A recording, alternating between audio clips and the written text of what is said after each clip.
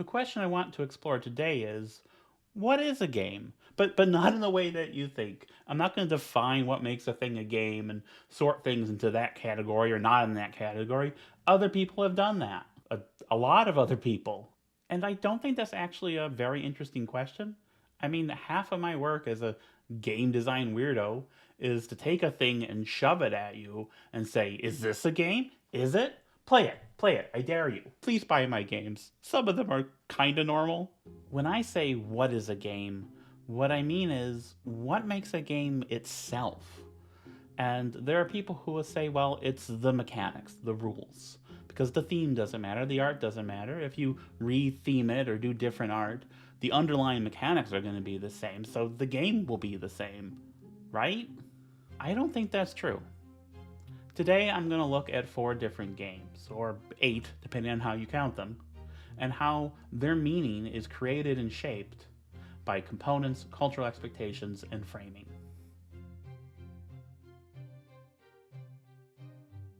Wabash Cannonball is the greatest Cube Rails game ever made. Anything I've done in that space exists in its shadow. You are auctioning off shares, building track, upgrading cities. On your go, you're going to choose one of these actions, push up the cube for its track, and choose to take the action or to not take it. When 2 cubes get to the end of their tracks, there's a dividend. And after so many dividends, the game ends. The game was republished by Queen Games as Chicago Express. Now, mechanically, these 2 games are the same. You could play a game of Wabash and have the same players play Chicago Express and do the same moves in the same order, and you would get the same result. But everything else about Chicago Express is different. Different name, different board art. The mechanics might be the same, but the rules have been rewritten. The boxes are different. And instead of tracks, Chicago Express has these dials. So these are the same game, right? It plays the same, provides the same challenges and dynamics. It gives you the same experience, right? Now I own both of these. Chicago Express I bought at the game store. This copy of Wabash Cannonball was a gift given to me by the designer, John Bohr. I had submitted a game to Winsome, which was eventually published as Northern Pacific. And upon signing the game, John drove up to Michigan to meet me. He said he always met his authors.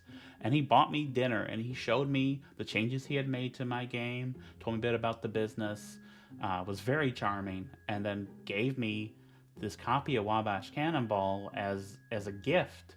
And as a gift I will always treasure. But I've never played it. It doesn't have any fun dials for me to flit around with. This feels different than this. It's small, but it feels different. Different enough that I'm always going to choose the Queen version. It's a different experience. Does that mean it's a different game? And if it's not, why do I always choose the dials over the cubes? That game of mine I mentioned, Northern Pacific, it wasn't called that originally. When I submitted it to Winsome, it was called CPRR. Had the same 2 rules, either place a cube or move the train, but everything else was different. Different setting, different map. Winsome changed all that when I turned it over to them. The new version was double the size of the original submission, with some smartly designed choke points. Really, getting that map from John and comparing it to my original was a masterclass in incentive design. He took my ideas and he gave them fuller, sharper expression. Really made them sing. Does that mean it's a different game? Is it still my game at all? It has my name on the box, or what used to be my name anyway. Northern Pacific was reprinted by Rio Grande with my old name on the box. This is my girlfriend's copy, which she corrected. You're probably wondering about the Chewbacca Expert. This is a reference to my assertion that Chewbacca makes bottom noises. That the noises Wookiees make are not dissimilar to noises I've heard in the bedroom, and therefore Chewbacca is a bottom. Han Solo is therefore obviously the top in that relationship, but only in that relationship. With Leia, he's obviously the bottom, but is probably a little bratty about it. I mean, look at this man. He looks like a bottom. Why am I like this? Prequel Han is exclusively a bottom, including for Chewbacca, who is a bottom. I know that's confusing and contradictory, but it's obviously true. Look at him. Are these 2 characters the same character? Are these 2 people the same person? Most of my games have his name on the box. Are they still my games? Heck, is this even the same game as this? The reprint of Northern Pacific keeps the core mechanisms. The map is redrawn, and they also dropped a couple of the stops in the middle of the map for some reason. Rio's developer made 2 other changes. First, each player has a big cube, which counts as 2 cubes, and they also have you play the game 3 times in a row, keeping a cumulative score. I think this is because it's a 5-minute filler game, but they didn't want to market it as a 5-minute filler game. The box says 60 minutes, which is the first time I think a box has ever overestimated the playing time. But you know, in practice, people would play the original Winsome release a few times in a row because they just got it out. You're not going to put it away after 5 minutes. And to facilitate that, that edition of the game came with some turn order cards to randomize the seeding. The whole thing is about creating incentives across a fixed turn order. It's a game about turn order problems, and so the cards are giving you a new problem to solve every time. The Rio Grande edition's cumulative scoring changes the incentives because now things will carry over from match to match. They also didn't include the turn order cards. I am not sure why. So instead of a game about turn order problems, it becomes a game with a turn order problem. Or does it? Because what if you just play one match and then put it away?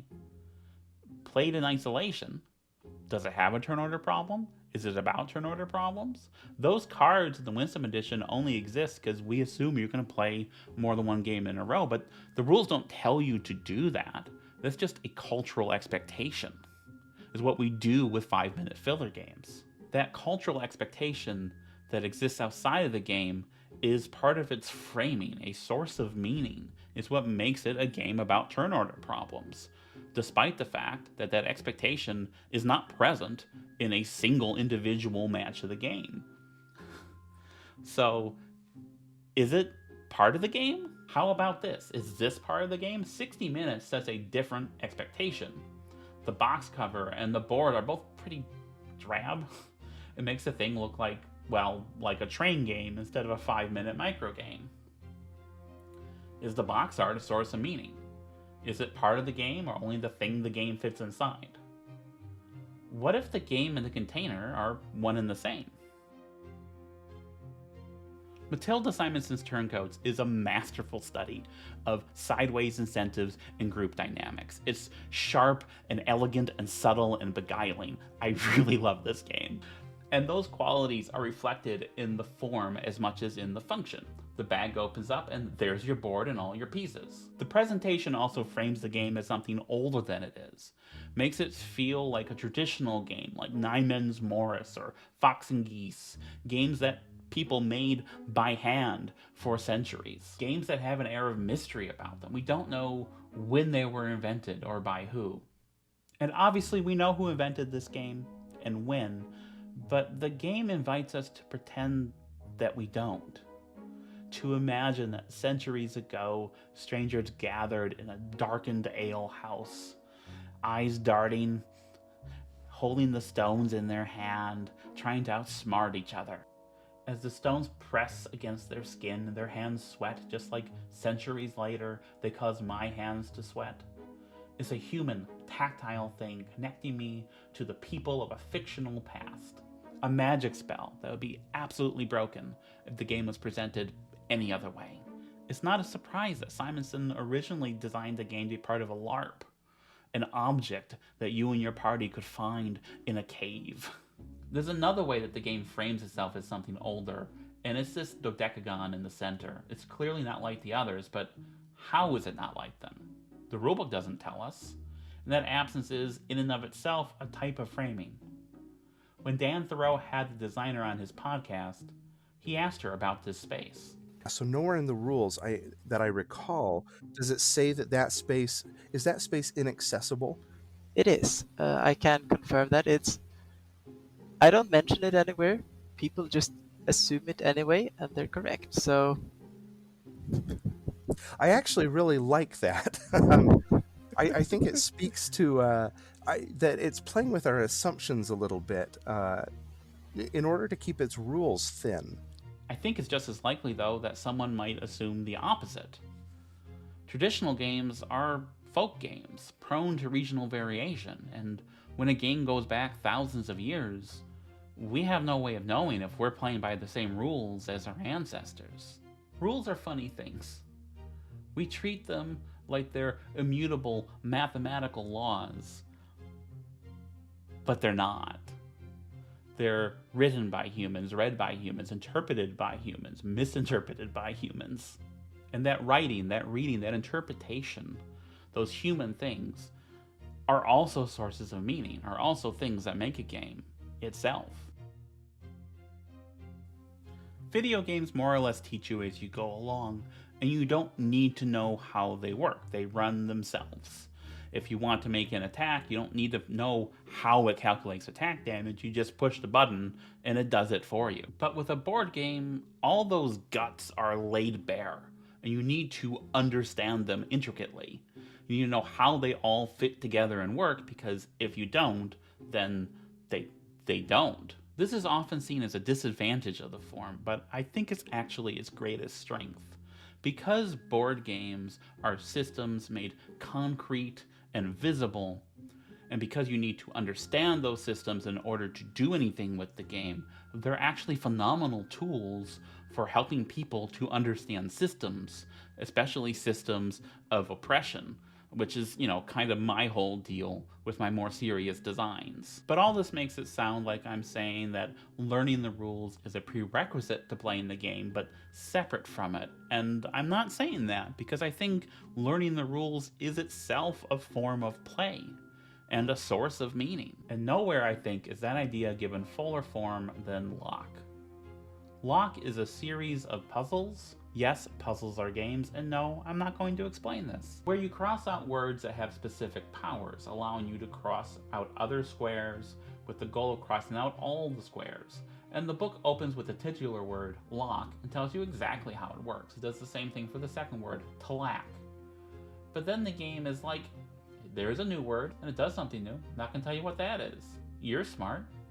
Figure it out. And because this is an analog game, when you finish that puzzle, there's no one to tell you that you got it right or wrong, or that you understood the rule correctly that you had to figure out. Now, there's a digital version of Lock, and I played the demo. And the game has the same rules as the physical version. It has the same puzzles, which are very satisfying. But the game enforces those rules, so it's impossible for me to solve a puzzle wrong. The game will not let me break the rules or misapply them.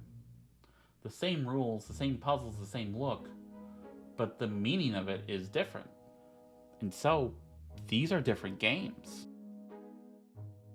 And this brings us back to my question, what makes a game itself? What is a game? It's mechanics, sure, because if you change the mechanics, it changes the experience. But it's also how those mechanics are implemented. It's how our expectations are framed. It's the act of wrapping our head around the rules. Is our conception of the game, is the context it exists in, is the context that we bring to it, is all these things together at once. That's what a game is a form of synthesis of all these things. Like I alluded to at the start, there's a certain view of board games as just being math, just the mechanics with the theme and everything else slathered over it, and it doesn't matter. And that is just wrong. Just plain out wrong. You're wrong. That's not correct at all. All these things are sources of meaning in conversation with each other. And you might be saying, okay, sure, Mabel, but why does this matter? Concomitant with this idea that games are just mechanics is this idea that they cannot touch us, cannot move us, cannot persuade us. They cannot be art. And how stupid are you to think they could be anything other than toys? And this rhetorical cudgel is used in two ways. First, to dismiss games that try to do something more ambitious with the form. No, this game isn't really saying this, because if you change the theme, the mechanics would be the same. So there. Second, to defend specific games and games as a whole, as a form, from criticisms about the colonialism that's been baked into it for decades, and we're only really starting to interrogate that. That's the, well, it's just a game. Why do you care about the theme? It's just a game argument. And board games are kind of the only form where we do this. Imagine if film was reduced to just its mechanics, just the language of cinema without what that language was in service of, just the camera angles and the lighting and the editing, without spending any time thinking about the story or the themes or the cultural context or the performances. Actually, I don't have to imagine that, because that's exactly what my film studies teacher did in 1999 when he showed us Birth of a Fucking Nation.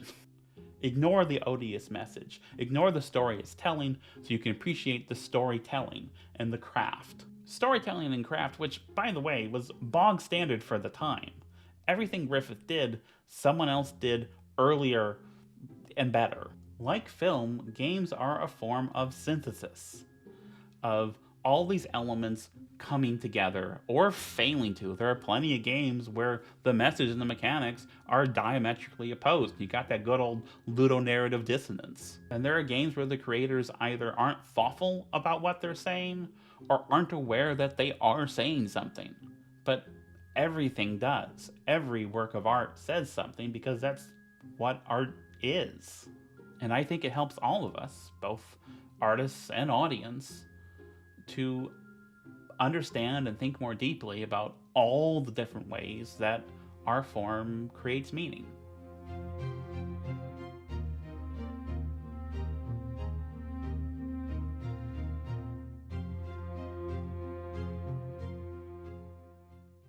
Hey, I've got a Patreon now. You know how Patreon works. If you like these videos, you can maybe give me some money about it. Now, I don't need this money. I make weird board games for a living, and it's not a lot, but it does pay the bills and give me time to pursue my hobbies, like playing Tekken and watching silent movies and smooching hot trans girls and making video essays. Supporting me via Patreon just helps me prioritize making video essays instead of, the other things. Instead of the smooching. At the moment, I'm averaging a new essay every couple months, and I'd like to do it on a more regular basis. The money will also defer the costs of some modest equipment upgrades. For example, I need to get a new PC. Do you remember the video game footage earlier in this essay? I recorded that on my girlfriend's computer because my ancient laptop cannot run OBS. I need to kick her out of her room where she does her work for her money to record that, and I feel bad about that. So help me get a new computer, and also a computer that maybe can run Tekken 8, because I really want to play Tekken 8 when it comes out. Maybe I'll even talk about Tekken in one or more videos. Probably more. I really love Tekken. So that's the pitch. I'm offering 2 tiers. The first is producer credit for $5 that gets you listed in the credits of video essays. These are separate from the promotional videos and company updates that I also do for this channel. Second is double producer credit that gets you listed in the credits twice in a row, something that I personally think is very funny. There are no exclusives or paywall content, so don't feel under any pressure to contribute, but if you can and you want to, I would like that, please. Thank you.